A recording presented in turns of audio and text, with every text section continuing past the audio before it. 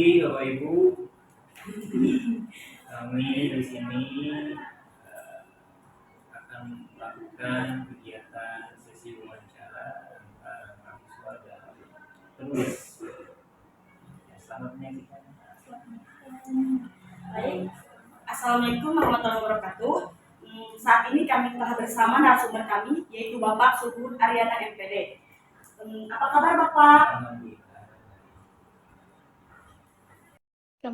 Kami di sini memiliki beberapa pertanyaan yang akan diajukan kepada Bapak. Yang pertama yang ingin saya pertanyakan yaitu berapa banyak buku yang sudah Bapak terbitkan? Sudah berapa banyak? Baru 3 mau?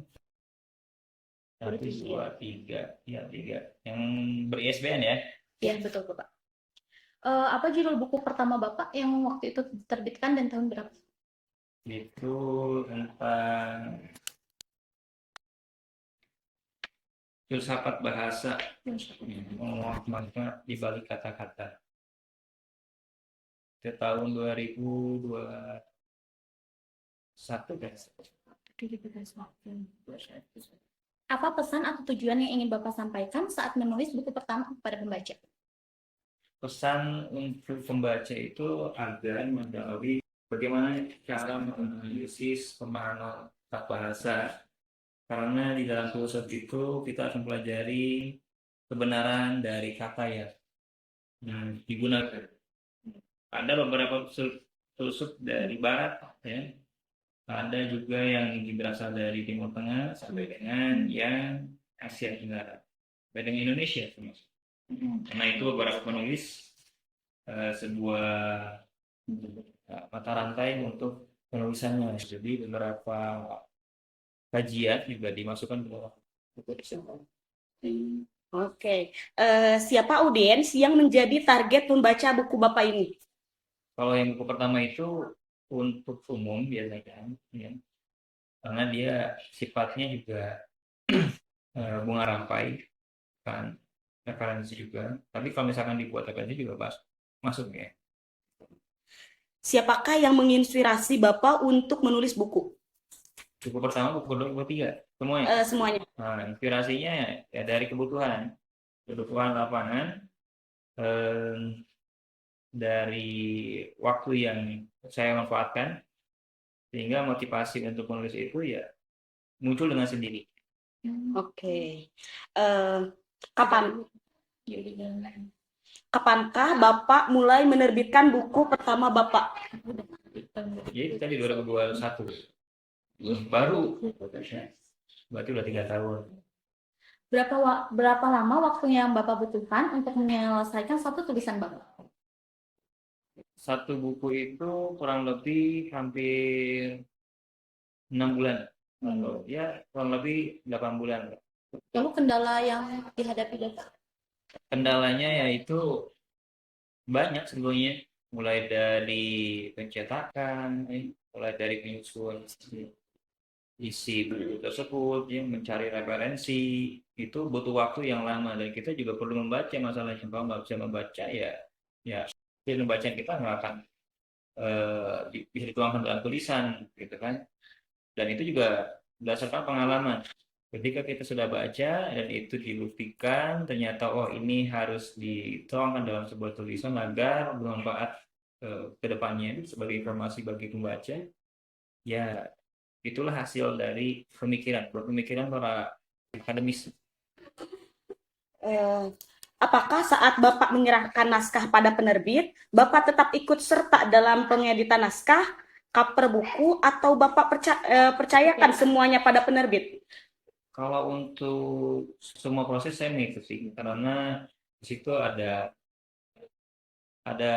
apa ya, timbal balik ketika kita membutuhkan penerbit untuk menerbitkan buku kita, ya ada review, ada ulasan kembali, itu harus diperbaiki oleh penulis. Maka itu sangat penting sekali dalam pembuatan atau penerbitan buku atau pengembangan buku. Jadi tetap ada komunikasi antara penerbit dengan penulis, sehingga ketika itu terjalin, ya buku sudah sempurna gitu ya, untuk dibaca dan dipublikasikan ke masyarakat. Jadi harus ada komunikasi. Oke, baik Bapak. Di tengah padat dan sibuknya kegiatan Bapak, bagaimana cara Bapak tetap konsisten untuk menyelesaikan tulisan Bapak? Nah, itu. Sebetulnya kita punya schedule ya. Kalau misalkan termasuk saya, schedule-nya itu bukan dalam tulisan atau dalam catatan, tapi dalam pikiran. Karena kalau catatan mungkin ada beberapa schedule yang bad atau apa gitu ya. Jadi kalau bisa ya kita simpan aja di memori. Oh ini waktunya untuk menulis ya. Saya tempatkan untuk menulis. Kalau waktunya tidak menulis ya, ya sempatnya di menulis. Karena waktu-waktu menulis itu ya mungkin di pagi hari atau tengah malam. Ketika kita atau ketika saya sudah refresh ya, tanpa ada tekanan pekerjaan. Dari situ ya kegiatan menulis baru dilaksanakan. Oke, baik. Di mana Bapak mempercayakan naskah Bapak untuk terbit? Di mana? Maksudnya di beberapa penerbit? Iya, betul. Iya. Karena kan tidak semua penerbit yang bisa dipercaya gitu, Pak. Di mana Bapak mempercayai naskah itu? Biasanya kita lihat dulu penerbitnya sudah berbadan hukum atau tidak. Kalau misalkan sudah berbadan hukum, walaupun penerbit indie ya harus berbadan hukum dan memiliki tempat yang sesuai. Ya kita cek dulu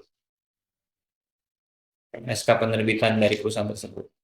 Sehingga Selanjutnya mungkin mengapa Bapak memutuskan untuk banyak menulis buku non-fiksi dibandingkan buku fiksi? Nah, itu sangat menarik sekali karena ketika saya buat cerpen, saya rasa itu hal yang biasa-biasa saja.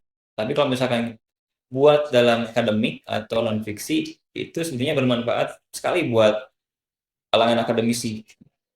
Jadi nggak hanya satu orang, kalau misalkan kita buat novel kan nggak semua orang suka novel gitu. Kalau misalkan pembelajaran mau nggak mau mereka harus belajar, ya, pembelajaran. Makanya lebih ke pembelajaran. Oke. Apakah kedepannya Bapak ada rencana untuk menulis buku fiksi? Nah ini juga menarik, menantang juga ya. Kalau misalkan saya buat novel atau apa cerita berkaitan ya mengangkat sebuah cerita rakyat lah ya. Nanti ya kalau mudah-mudahan ada waktu saya buat novel untuk kesenian saya dalam menulis gitu ya.